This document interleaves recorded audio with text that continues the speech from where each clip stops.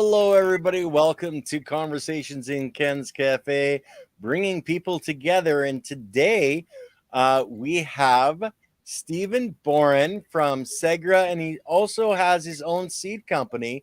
So why don't we start there, Stephen, and you can tell us a little bit about yourself and how the heck you went from a seed breeder to being hooked up with Segra.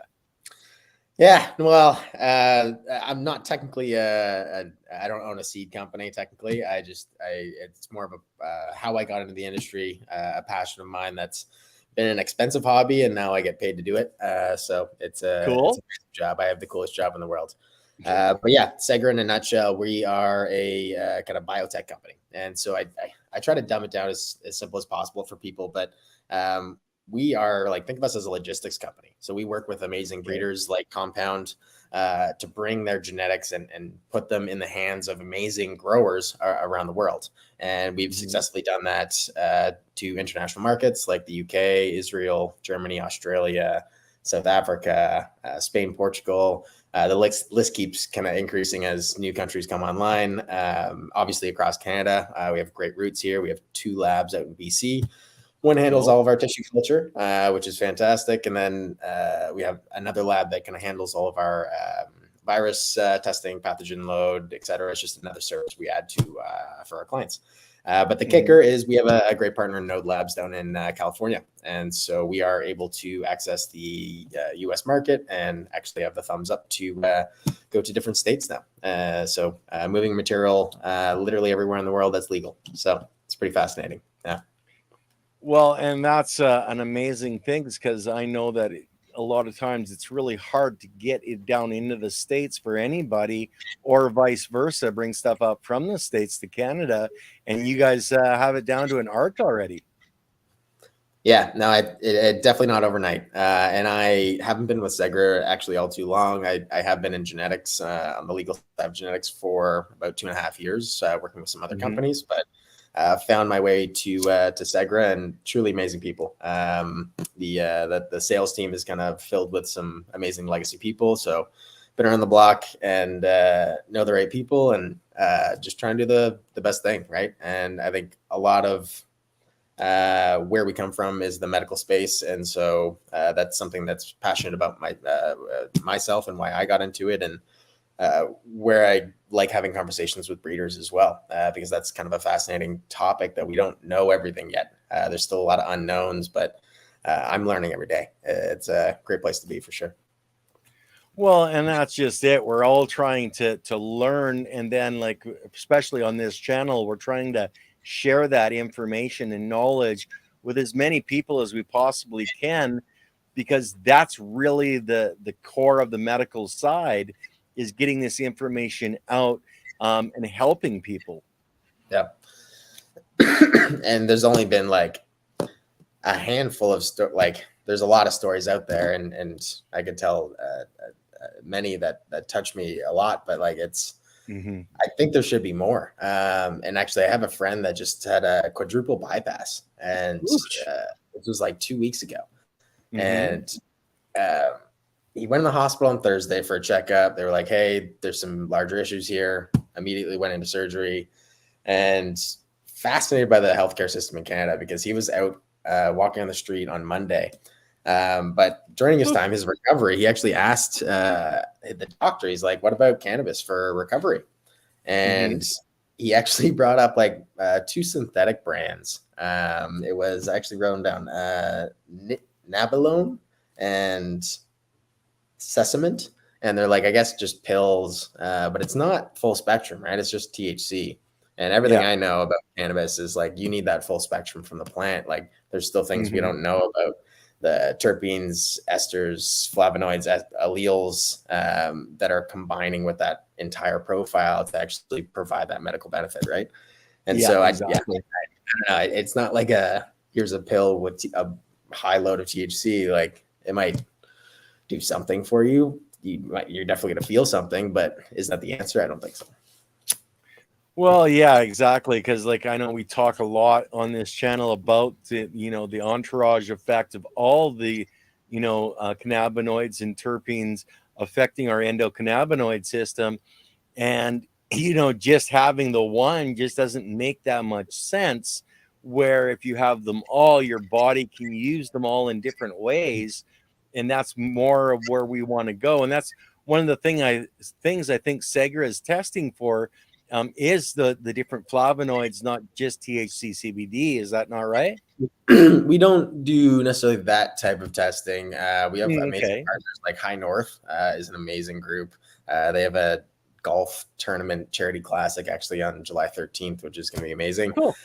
Little plug for them, but they're doing like John Slaughter, one of the founders, CEO. He's a fascinating guy to chat with. You should really have him on the podcast. You'll have to connect us. Absolutely.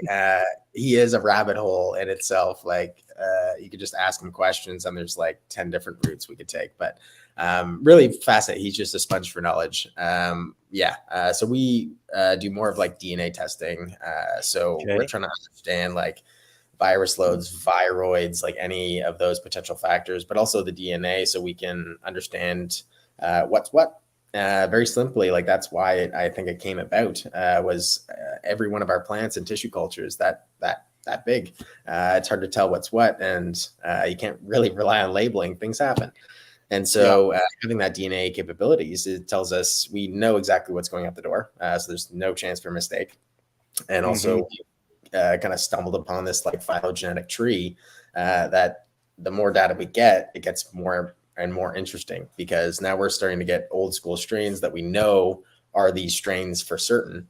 So we're getting them from trusted sources, and we're filling in those fuzzy parts of the tree to understand what lineages are now connecting. But it even gets even fascinating with like breeding projects, because now you can like shorten your time span. And when you're taking a male and a female and looking for something that's quite similar, you can actually kind of skip that process, having to flower it out and look for it visually. And you can actually DNA sequence it, see what's actually very close on that tree in those different phenos. This is something new I've kind of learned about, and I've just been diving into it because I just started a new run. So might try to do that. Yeah. It's pretty cool. Well, that's fantastic, because like I know when we talked before, you're taking the genetic, basically fingerprint of the plant, and you're able to match them up with known phenotypes. This is if we have them, a total revolutionary way of going forward. Yeah, and I don't know what the future looks like for this fingerprint tree, but it's proving to be kind of like I think some of the best genetics obviously are coming from legacy sources. People, I think medically that obviously started out MMAR or ACMPR or vice versa in the States or around the world. But these are the little spots that have the most beautiful genetics that we need to seek out. And so I think we've been giving these legacy guys a little bit of trust, loyalty, because what we're giving them is like a unique barcode of their genetic, their IP, their asset. And so we're able to give them assurances that even if like down the road you pick up some dry flower off the shelf, you can send it back into us and we can determine if that's your flower and how it got there. And so we've never like gone into a legal precedent, but I think this is just giving assurances to some people to at least just be transparent about it, right? Yeah, well, exactly. And it's those legacy breeders that have been breeding for a purpose for a long time. Most of them, they're breeding for their friends, their family, a loved one that's going through some kind of an issue, and they've been breeding for that and to solve those problems. And those are the strains that we really want to have out there, because it's not just about the THC. Like we mentioned before, it's that entire effect that the plant can give us in our healing and our quality of life. I agree. And my motto is like anything can flow from medical to recreational. And like, let's just have that lens on first, right? Breed medically, breed for like, if you find something that's like, whoa, that made me feel really great or helps a friend in need. We need to shout from the rooftops that you have this. And there's some great conversations you could get into about that and medicine and how it's been played out already. But rabbit Well, holes. we have our first questions coming from a LinkedIn user. They don't have a name here, but how pervasive are you finding the hops latent viroid in the incoming phenodes? Or do you actually have an answer for that one? It's definitely rampant through the industry, and we're seeing it in the States, globally. Yeah, and like anytime a client comes to me and says, "Hey, I think I have HLPD," we start with a test, and it's a very simple, cheap test. I think it's like $60, and we just know for certain. It it's hard to get away from it, and when clients say, "Hey, can you, like, I have this asset, like I have clients relying on this. Can you clean it up for me?" It sucks because I can't ever say 100% certain yes, because some strains are just it's tougher to get them initiated in a meristem and actually clean it out completely and make that a successful transfer. And so. Mm-hmm. Yeah, no, it takes varying times, but yeah, we have a really good success rate. I don't think we've had many. I'd have to check with the lab, but not in my time as well. It's been a great success rate to get those initiated, and we're actually getting pretty quick. I think our record time is like 4 months back to the client, ready to resupply. So, Cool. Yeah. And it's Leah from Quad. She's they produce humic and folic acid mixtures, and you should really have your name up there instead of a LinkedIn user, young lady. And I need to get you on with Av and Leighton Morrison. We've already talked about that, so I've got your number. I'm going to be reaching out probably in the next couple of days. I don't know if you met Leah from Quad at the Grow Up. She was there, wandering around talking to people. And if you're into humic and folic Yes. fulvic acid, better pronounce that right. She's a great mind on that stuff.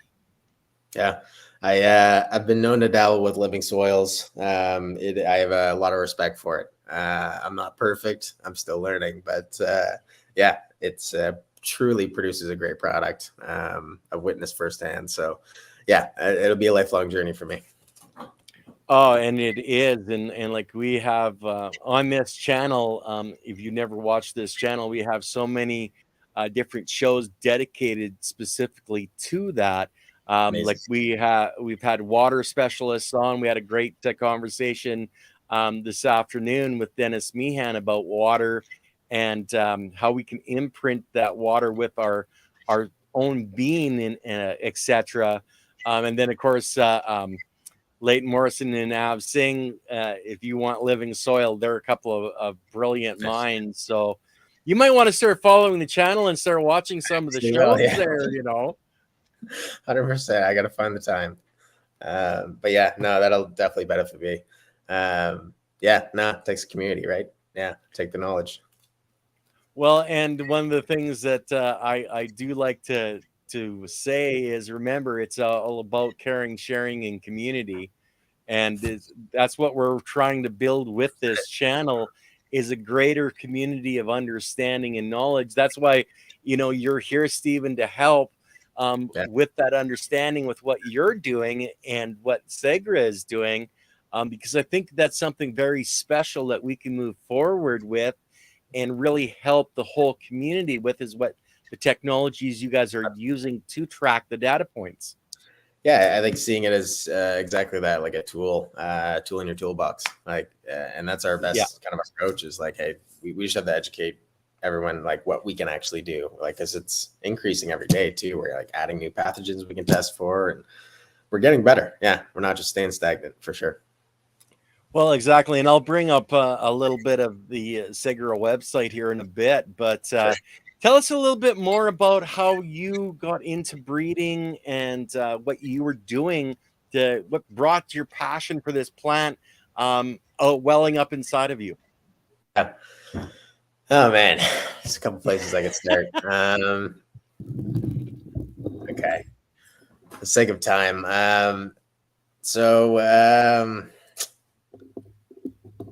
Yeah, I used to own a vertical farming company in my 20s. I just young, dumb, and stupid, just try to change the world. And Nice way to put it. Yeah.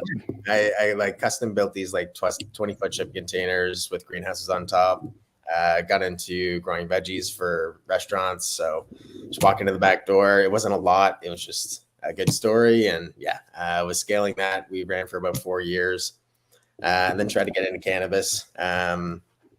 Yeah, I won't go into my prior life there, but yeah, just I had an absolute love for the plant medically. I think definitely started young, kind of self-medicating, and met some people along the way. And one of my good friends, he's an amazing chef in Toronto, one of the best burger spots, Tuck Shop Kitchen. Check it out.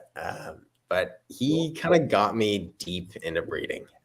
He has this like beautiful, like savant mind for like, lineages, and, like hunting, and I think he just really enjoys it. At the time, he didn't have a kind of the ability to grow. He didn't have the space or anything, so I started growing for him and with him, and we kind of started this hunting project. He was kind of going through some medical issues, and went to specialists, like couldn't really figure out what was going on. They like sent him through the ringer. Like he's a big guy. He's like a big bear of a guy, but like carries himself well. But like sent him through the ringer, like on the treadmill with hooked up to the thing. And they were like, "You're good." And he's like, "I don't feel good. Like there's something wrong, something really wrong." And so we were just trying to find like really potent medication for him to kind of ease these pains. And we just learned a lot. Tried to stabilize things, start over. Yeah, it was just it's ongoing. And so we just popped a bunch more, like 50 new seeds. And we have some lemon Larry lavender. Actually, my seed. I did like an Excel model here. I'm just gonna pull it up so I don't fuck up any of the names. But, yeah. Well, and Diggity Dank brings up a good point. That's how we need to bridge the gap. Start by growing amazing food. Everyone loves amazing food, and then educate them on soil. And then when we have their attention, bridge the gap to cannabis. I agree. Yeah. No, it's yeah, I talked a lot about like circular economies in my early days, and I truly believe it. Like, there's so many inefficiencies in this planet, and so kind of stepping back for a second, we had a really cool project. So we in 2018 applied for a micro cultivation license with my food company, and we raised some money. And the kicker here was we had a really good friend who owned a trout hatchery in kind of Simcoe area, Hanover, Ontario, and had a fresh spring. It was like 99-year lease. He had trout, baby trout. It was a flow-through system, land-based. And he thought about sustainability. It was a family-run business, amazing, hardworking people out there. And we convinced them to let us put a cannabis farm on their site, where we was because we were growing aquaponically, and so we were going to divert their waste. The issue is accumulation of fish waste, and I couldn't have the ppms going out into the ecology, right? And so they needed a solution, and I think this was a really cool solution. And we had footings in the ground, and then we got screwed over by an investor. And I've heard like 1,000 stories like that too, and it's just it sucks. It was such a cool project that'll always live with me. But if somebody else can do it, the footings are in the ground, like, go do it. Well, and they still have the trout hatchery. I'm thinking that you should connect me with them so I can connect them with Keith from Fish Brew, who's another hatchery in the States, because we're actually looking for somebody to do the same thing up here as they're doing down there, so that it's a product made in Canada. And then we bypass some of this BS that's happening on the border with getting Fish Brew into Canada. Interesting. I didn't know there was a huge issue there. I think we have plenty. Like, and the weird thing about land-based aquaculture is like if you look at the history, like they never had signs. Like it was seen as dirty, but now it's like this new technology, like it's changed mindsets, but like they don't shout from the rooftops. Like you drive by one, you wouldn't even know it. It's kind of, you have to look for them really hard. Well, I know I started my first seeds in an aquaponic system in my basement for my sour diesel. So like I know quite a bit about aquaponics, but Silly Lily wants to know, is that Chop Chop on Dundas Street? No, it's a Tuck Shop Kitchen. He's got 2 locations. One's on Queen Street East, and then the other one's on DuPont. The DuPont one is the OG location, 6 spot. But he's so when I come down to Toronto, you're taking me out to your buddy's restaurant. Yeah, he's a Newfoundlander like me, and he's just a riot. Like, Lord Tender and Jesus, bye. Oh yeah, we should just meet up in Newfoundland. That's better. Yeah, let's do that. Well, and then hey, okay, I wouldn't mind coming down to the beach and having a real lobster boil, like a real lobster boil. Oh yeah. Get some potatoes in there. Yeah. Some sea water. Yeah. It's a great time. I ain't kissing no freaking cod though. Okay. Don't ever even think about it. You get screeched in, man. Yeah. Yeah. I'd have to drink a lot of screech and I don't drink. Okay. So kissing the cod's out. I won't make you do it. Yeah. Oh, you're too kind. You're too kind.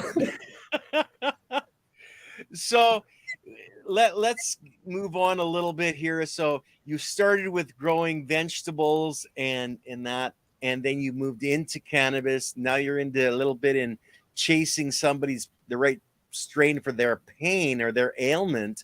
How does that make you feel inside, man, when you get that next step closer to them being healthier?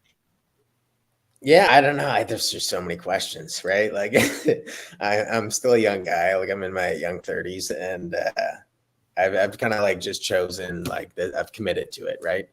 Yeah.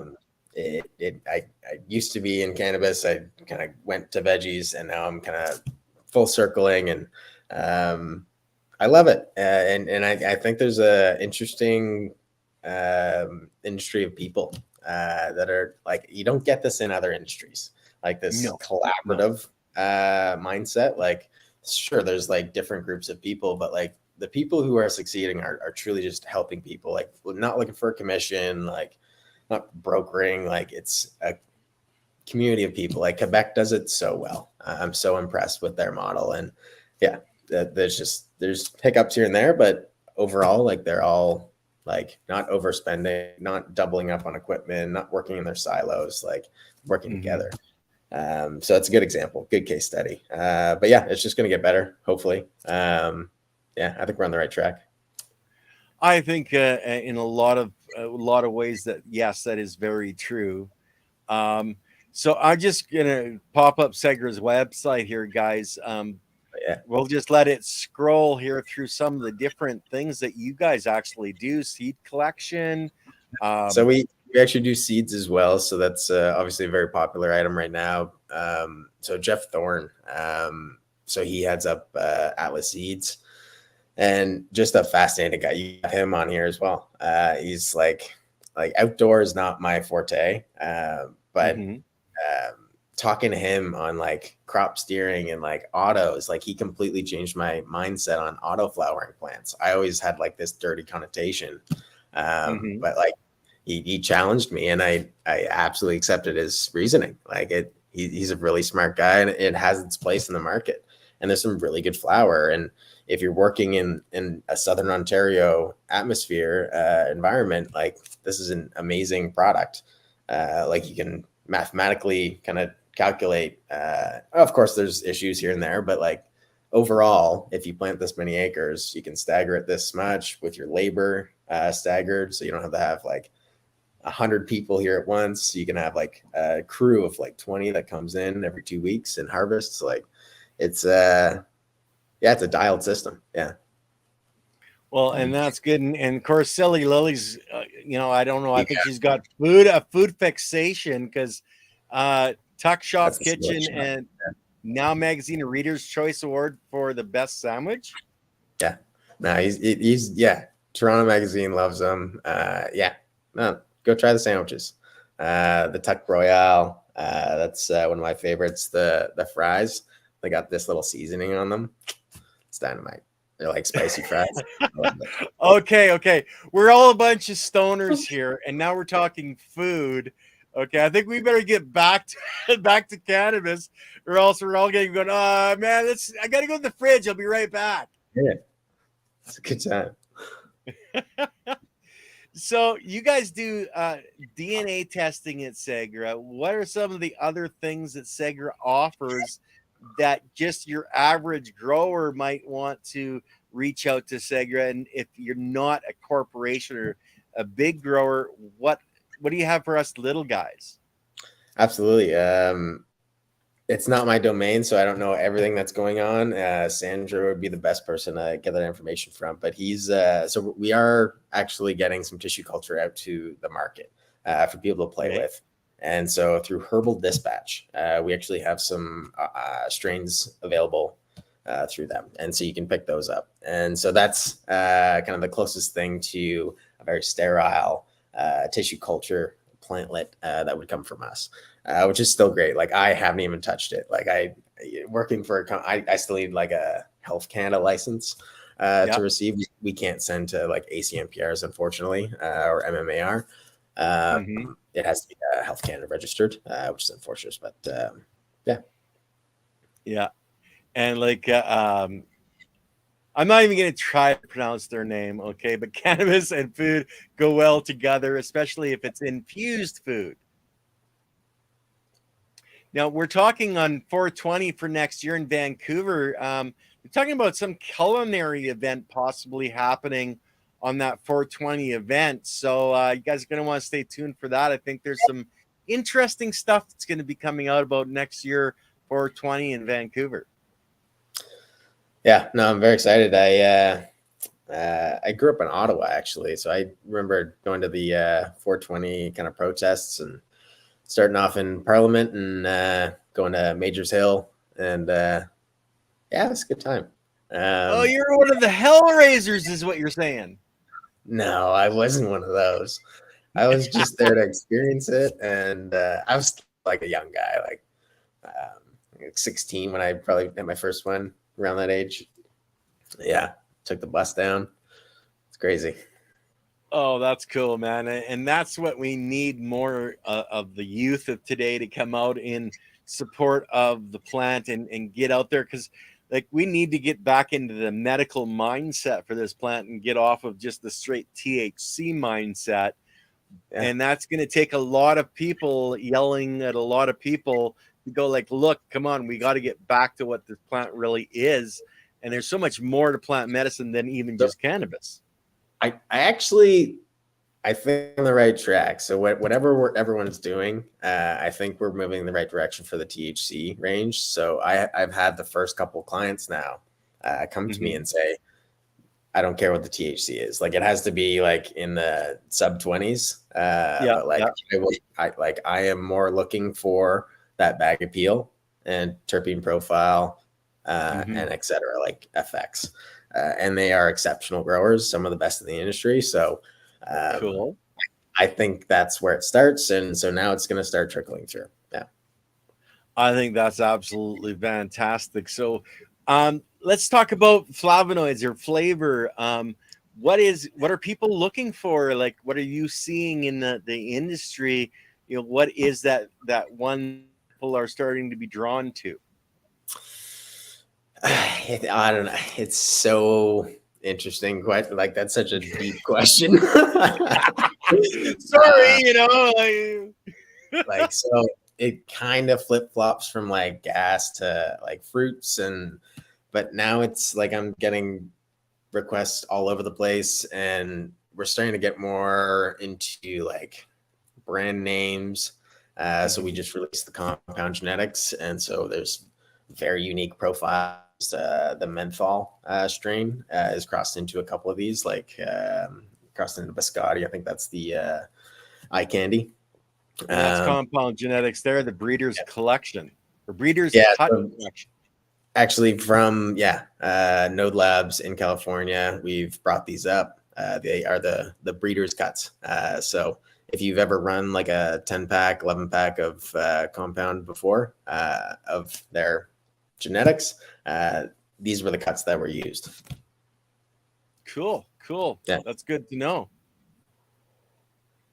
So It just happened to be flashing by on my other screen. It's like, oh, well, that's what he's just talking about, so I better bring that up. But yeah, overall, like I think people are looking for good economics on strains as well. So looking at yield is a huge one. Like we just had our grape pie with a client hit. It was 333 grams per plant on a 3-week veg, indoors, LEDs, living soil actually. And it was immaculate numbers. Like we had never seen this. It was in grand total, it was 32 kilos, 32 and a half kilos for a 96 plant run, 3-week veg. And so yield is important because that does put dollars in clients' pockets, right? That is very measurable. And so there's a certain range, and you just want to be on that like mediocre to high range, and make sure you're getting the economics for a client. And that again goes back to the breeders and like their selection tools and like what's really popping out. And then profile, like what sticks around as well. And because like there's different like really craft, really talented growers, like where's their flower going? It's going for flower in a 3.5, a 7 gram, maybe an ounce. And so, yeah, it's such a loaded question. But yeah, I think Gassy always has its profile, like it has its stance in the market because I think it has to do with the myrcene, right? And it does have the higher boiling point, so it lasts through the joint longer. So I think there's like it just doesn't leave you with a bland taste. So anything with a myrcene content will kind of at least have a little bit of legs on it, and then you just start adding to it. I'm definitely not an expert on like flavonoids, esters, alleles, etc. But like one thing my lovely lady, she got me for my birthday, a terpene smelling kit. And so I actually had the raw terpenes like myrcene, linalool, etc. And I could actually just like understand what the baseline was, right? What do I actually think linalool smells like, or myrcene? Because I always just assumed, right? Like you're tasting and smelling, smoking with your buddies, like, oh, it's like a very citrusy joint, like butterscotch or whatever it is, right? Yeah. But how do you train your mind? Yeah, it's interesting. Well, and that's a lot on how people are being trained to even teach this stuff. We need to really set up some standard SOPs for the education side, not just for the growing side. Yeah, and I think that's being developed too, right? Like Gangier program, like certificate down in California, and some great programs. Like I had a friend go through that, and Lucas from Germany actually, and he like was showing me the tests he has to do and the reading materials, and like apparently only like a quarter, like 25% of the class actually makes it through. Like it's very hard to get through and accomplish. Which is amazing. Yeah, it's definitely on my bucket list, but yeah. Now, I want to address this question. It seems the earth grown is being frowned upon or discriminated against the indoor hydro. Is it the same in Canada? In Canada, we actually have a problem in most of the areas to actually bring a plant to full maturity on a light cycle, unless you're going, like Stephen was mentioning, with the autoflowers. It's hard to do a full cycle outdoors in Canada. Photo period, yeah. I definitely see a couple outdoor growers, and yeah, they are kind of using autoflower kind of tech or methodology, but like I think very proficient greenhouse growers here. I think that's the sweet spot in Canada. A lot of Dutch influence and just beautiful greenhouses for miles. So really it's more of a mixed grow. It's not necessarily outside, but it is still sun growing. Where a lot of us, like myself personally, I grow inside of a moving van, so it's 100% out of the light spectrum. It's all LED. Nice. Yeah. So, but I think there's a really good place for both. And your guys' genetics Are you guys mixing and matching for what's better inside, outside? Are you looking at the terroir part of the plant, selling to the people that you're selling to? Yeah, that's a great question. That's like the funnest part of my job, is kind of finding the environment for the strain. And if I have like a good set of data that I can actually bring to the client and be like, hey, like here's some flour, like here's a little sample, let's have a joint, talk about it. Like, let's get you comfortable with this because you're making a big financial commitment. You want to know that this is going to perform for you. And if I have like a couple different growers that like we've spaced out and have a couple times, then we have some good data. We share with the people, and but we don't always have that. Sometimes it's a gamble per se. But I think we need to keep delivering time and time again, like we are. Just consistency. That's proof in the pudding. And I think we're little hiccups here and there, but like who doesn't have those? So I think we're just being consistent. I think getting clean plant material is challenging these days, and in a world of HLVD, it's a scary place. So I think we're definitely one of the ones to help you out. Are you with the genotyping and the DA fingerprinting able to match more of the terroir, or have you guys even started data points on looking at something like that? Yeah, no, that question's above my pay grade. I'm gonna be honest with you. Okay, we gotta get your pay raised, okay? I can't speak to like if the technology or what we're doing is capable of that. I have a feeling I would get a no from the lab, and they would say we're more focusing on the DNA side than I don't know, but you have a valid point, because once you see what the lineage is in that tree, like, you would determine like if it was from Afghanistan originally or, so that's a good question, actually. Yeah. Okay. Well, and that actually brings us to this little diagram, the polygenetic tree, or is that how you pronounce it? Phylogenetic tree. Phylogenetic tree. Yeah.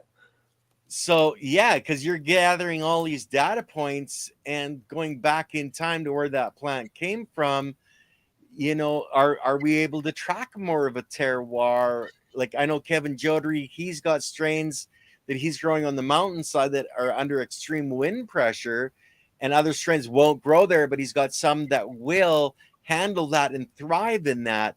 And I'd love to see you guys start tracking that kind of data as well, if you can. Yeah.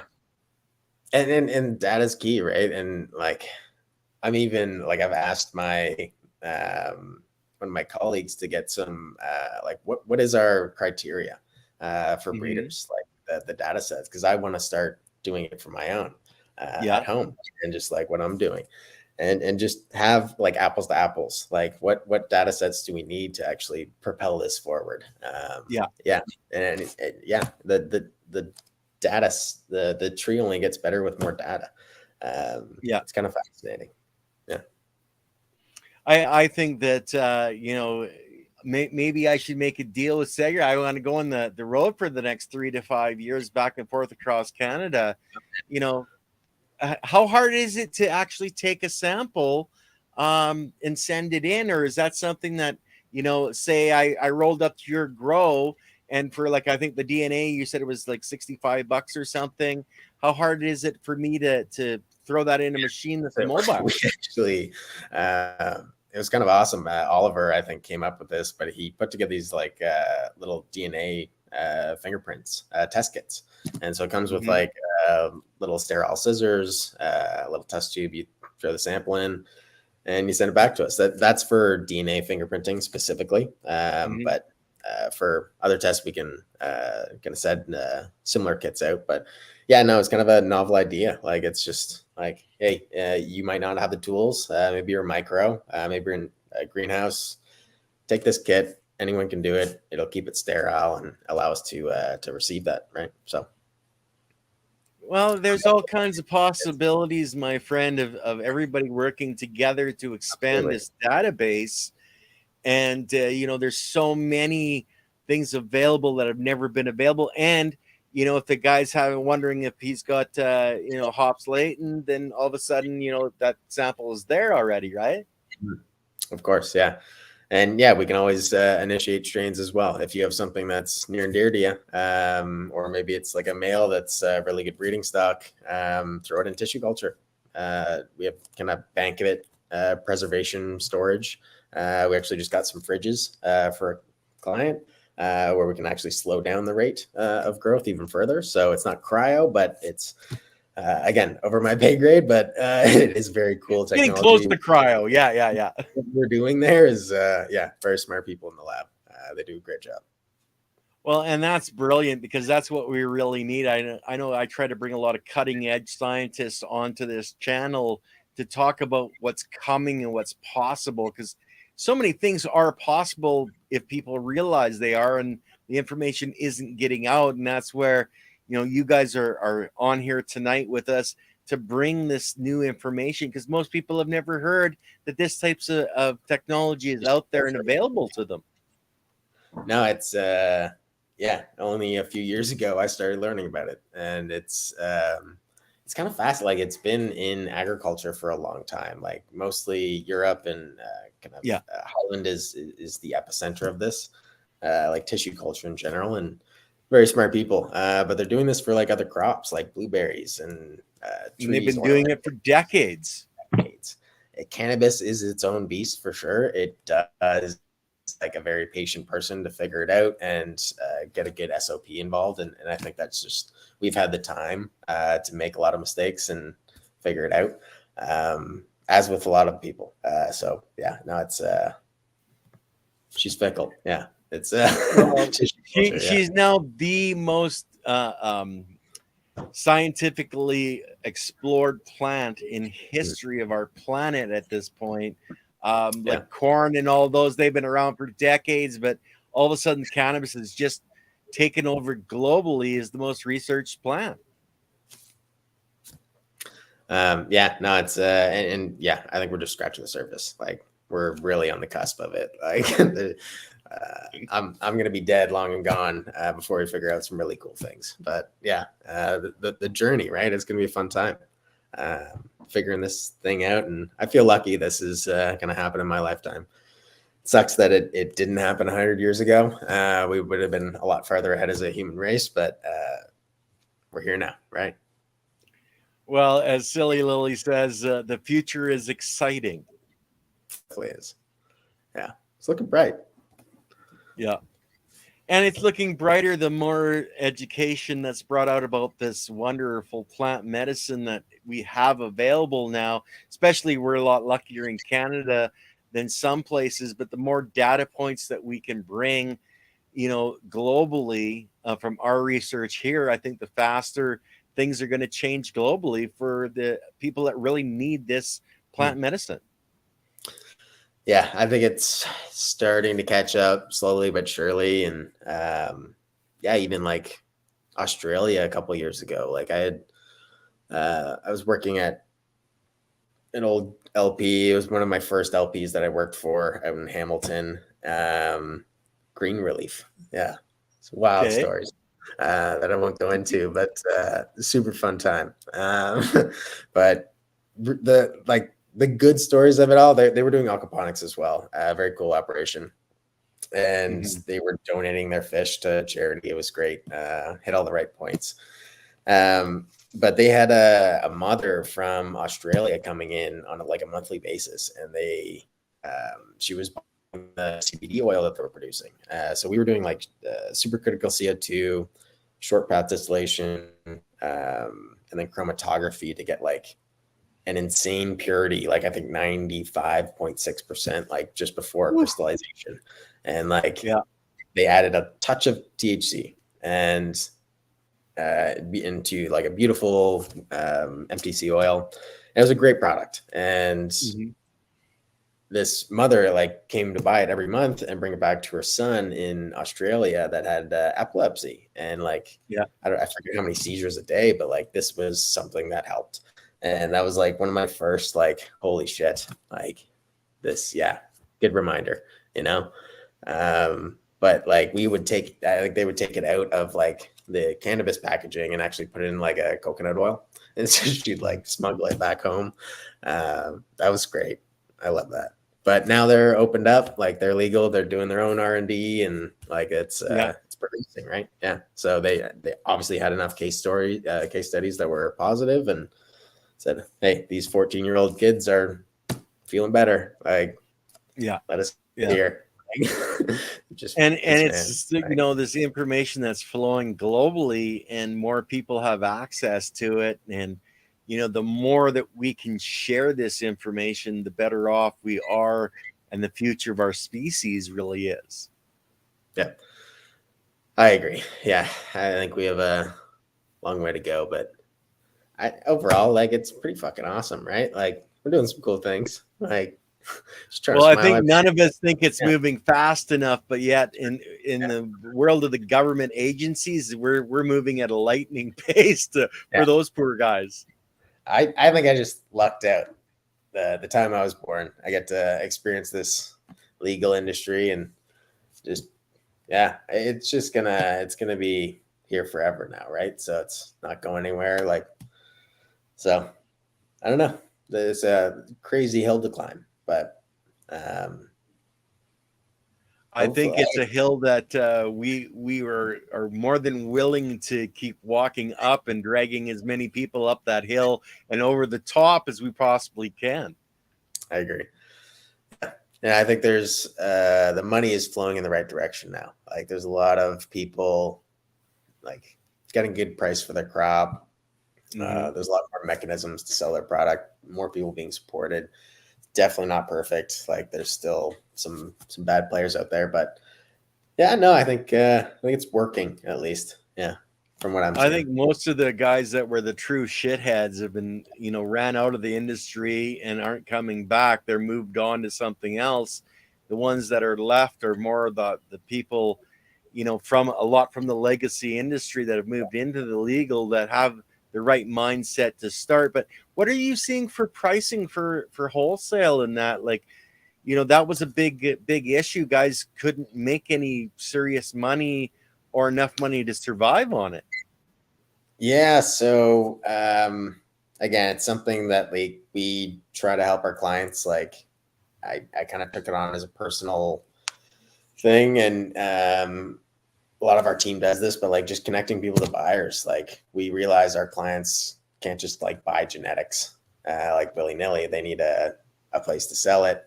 They need a plan. And so that's like talking about community, like coming together to be like, hey, I know this guy pays on time. He's loyal. He's selling it out to Israel or Germany or the UK. You need GACP certification, but this guy can help you out. It's a big interconnected web. Like, it's fun, but it's relationships, right? Like, tight bonds that you can't really, once you put in the work, it's there. So it takes a lot of work up front, but like, you just build those relationships and help people out, and money starts to flow. It's just, are you seeing a better market potential, selling it outside of Canada than selling it inside of Canada?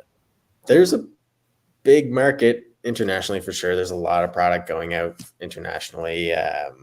You just wholesale it out. I've heard prices anywhere from like $2 to like $4 Canadian a gram. Then like domestic, like $2 to $3.50. That's kind of the general price I'm hearing right now. But like, you can also like do massive wholesale for like 80 cents and lower a gram. It really just depends where you're playing. But yeah, we usually, Well, are you seeing that the bulk shipments, are a better mover, or are you seeing more of the sommelier or the, craft cannabis grower that's really taking it to a different level, getting more of a value for their product? But I think it's a beautiful juggling act, because it's like everyone really does want to put the best quality out. And I love working with like just the best growers of the best, and like finding strains that they could dial in and just like good yield, like hitting those THC levels that they need for the market right now. good terpene profile, but like giving them something that's like great bag appeal. Like they can open it up and be like, okay, I'm proud of this.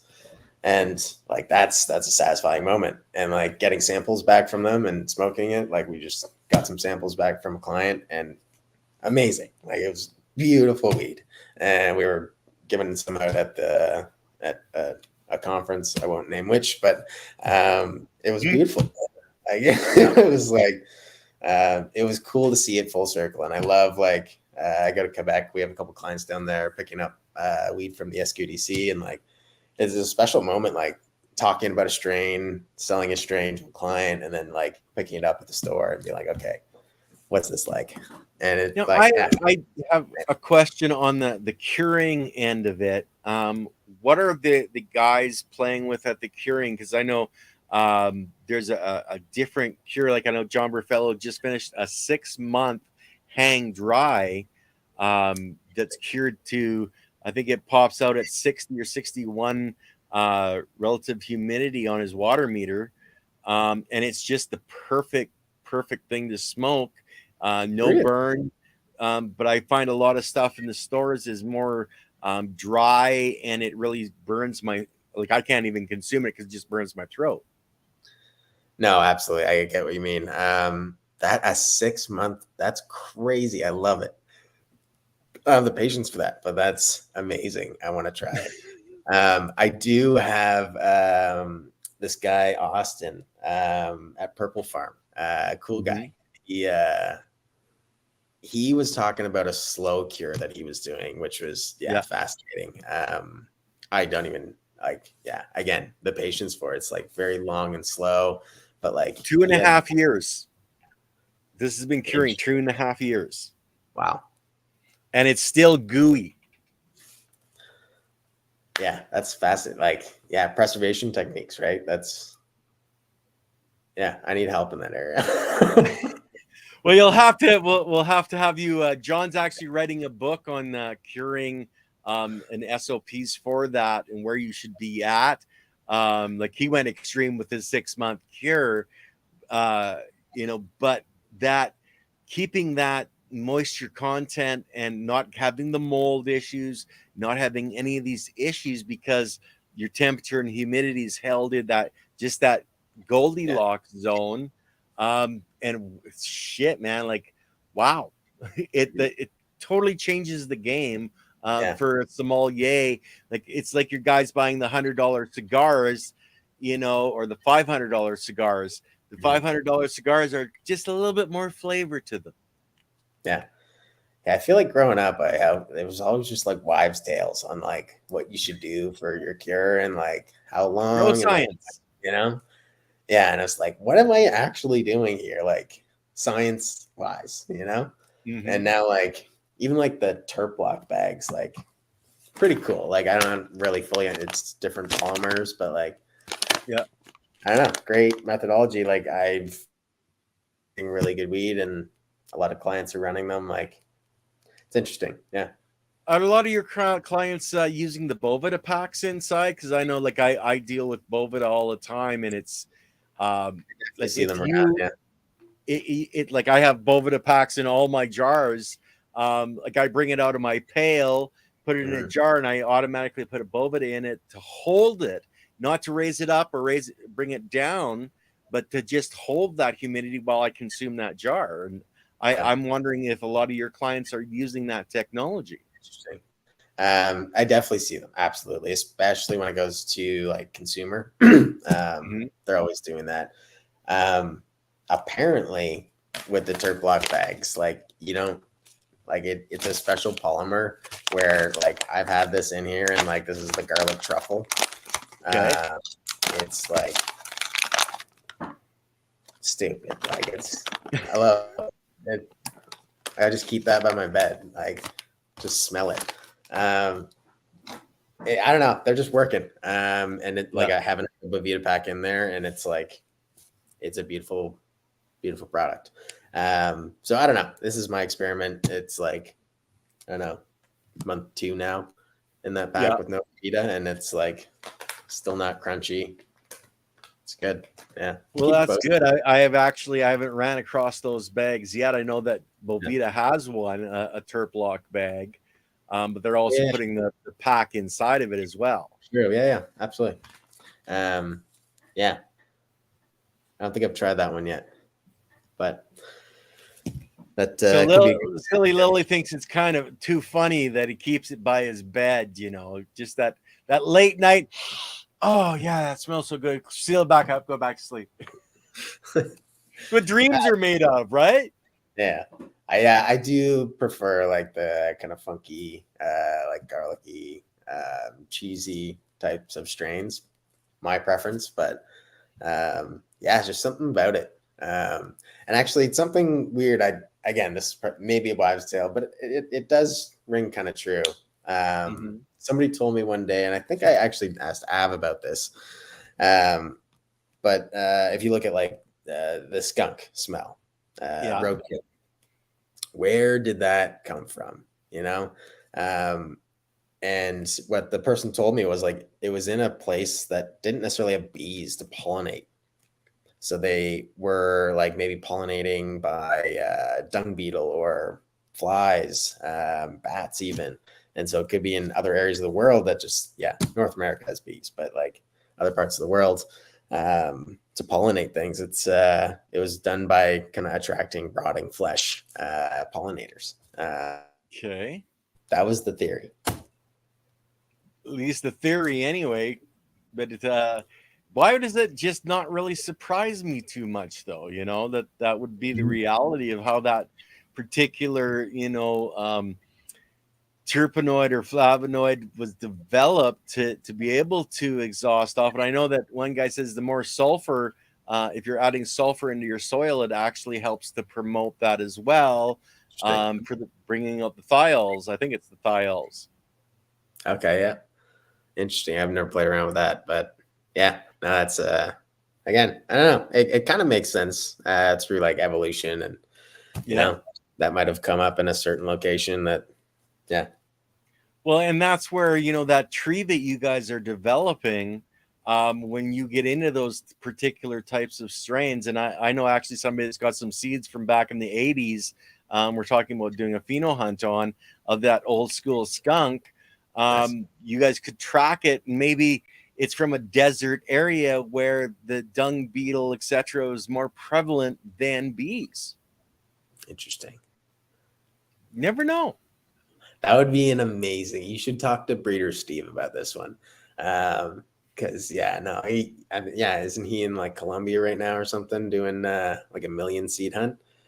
That would be really cool. You could like hunt in a like specific location for the terroir in a closed setting. I don't know, have a permit to do it. That'd be really cool.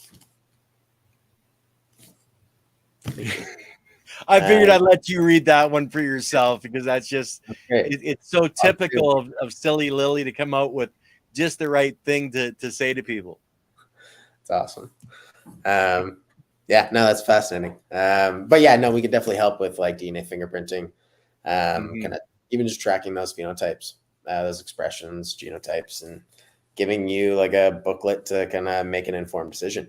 And that's, I think, yeah, just having more data than not, right?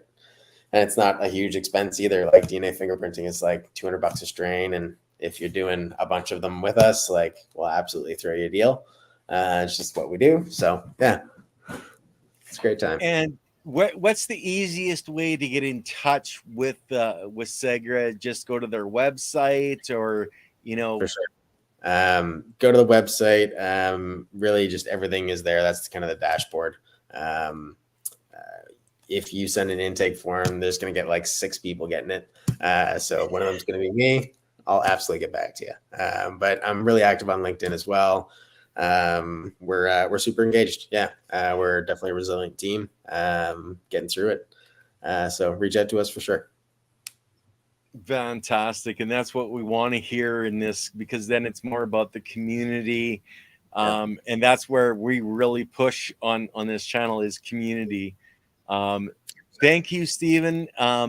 We're obviously going to have you and maybe a couple of those people at the higher pay grade, you know, back on having a conversation. smarter people than I am. But yeah, no, it would be really cool. I know some people even from the lab would love to get on here and just like give some more knowledge for people that have questions, and they love talking about it, right? So absolutely, no, would love to. Fantastic. Well, guys, we're at the hour, so we're going to cut it here. Thank you for coming. The next show is on Wednesday. Let me bring up my background for that particular show, which is Gardens, the Untold Story with Andy Lopez, the Invisible Gardener. Over 20 books he's written. If you're into crystals, energy, gardening on a whole new level, that's the show you're going to want to check out Wednesday, 6 p.m. Pacific. But with that, Steve, stick around. I'm going to end the broadcast, guys. You guys all have a wonderful night.